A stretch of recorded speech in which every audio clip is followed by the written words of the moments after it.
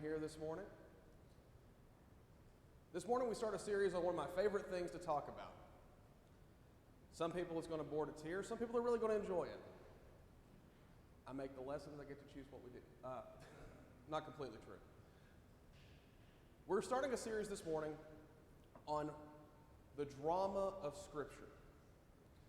Now, when you look at different ways to think about the Bible as a whole, you can look at it as different things. You can look at it as the way it's arranged in our Bibles. You have law, history, wisdom, prophets, gospels, Acts is kind of its own thing, epistles, and prophecy. You can do it that way. What I like to think of it is one continuous story that starts with the creation narrative and continues to Revelation. You might have heard it called from tree to tree, from the tree of life in the garden to the tree of life returned in the new heavens and new earth. This is not a new idea. This is not my idea. This has been talked about for years and years and years and years. It's been called different things. The drama of Scripture is a term I stole from Bartholomew in a book that he wrote recently. So that's one way to call it. You may have heard it called the scheme of redemption. I took a class at Freed Hardeman that was about this topic, and that's what it was titled, the scheme of redemption. I talked about on Wednesday night, the scholarly material will usually call it the meta-narrative, the story that explains all stories. When you look at the oldest writings, early 2nd century, they had a name for this too. And we've kind of stolen it and reapplied it. But they called this the plan of salvation. That salvation is not considered the hear, believe, repent. No, they said salvation doesn't begin with hearing. Salvation begins with creation. It goes all the way back. And that every single thing that has happened in history is part of God's plan to redeem his creation.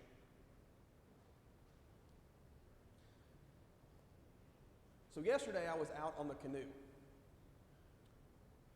I was out on the canoe and I was by myself, and my canoe hovered above the 5 foot deep. You know, and I've talked about this before, so bear with me, but I know there's people here who haven't heard me talk about this. The ancient peoples were scared to death of water. It was something that absolutely horrified them, because at that time, most of the ships were very small. They were easily carried out. They weren't very aerodynamic.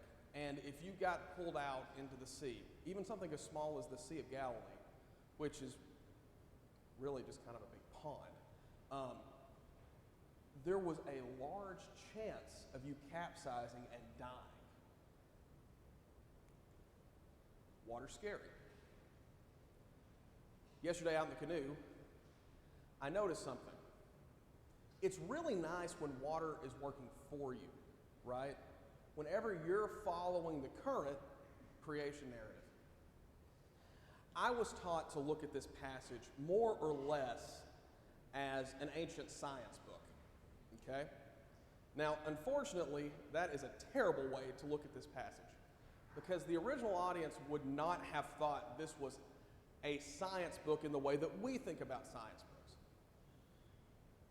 Whenever we think about a science book, it's this is a fact, this is a fact, this is a fact.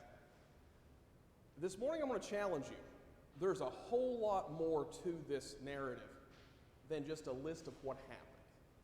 It's a lot more important than that. And one of the things the ancient people would have seen right away is that God was above the waters.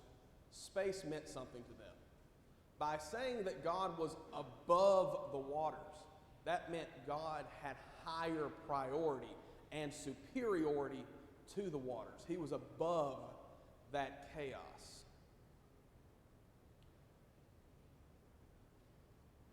this particular portion of Scripture has many similarities to some of the other ancient Near Eastern creation stories.